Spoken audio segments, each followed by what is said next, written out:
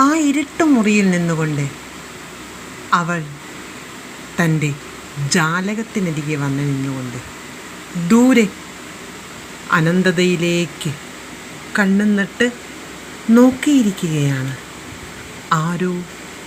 ആരോ ഒരാൾ വരുമെന്നുള്ള പ്രതീക്ഷയിൽ. ആ പ്രതീക്ഷയാണ് നാളിത്രയും അവളുടെ ജീവിതത്തിന് തിരിതെളിച്ചുകൊണ്ടേയിരുന്നത്. ഒരിക്കലും ആ പ്രതീക്ഷയ്ക്ക് മങ്ങലേൽക്കാതെ ഇരിക്കട്ടെ. ആ ജാലകത്തിനരികിൽ വന്നു നിൽക്കുന്ന ആ ആൾ ആരായിരിക്കും? അവളുടെ കനവുകളിൽ കണ്ട ആ ആളാണോ?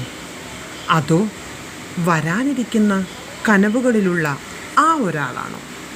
എന്തായാലും നമുക്ക് കാത്തിരിക്കാം ആ ഒരാളിന് വേണ്ടി.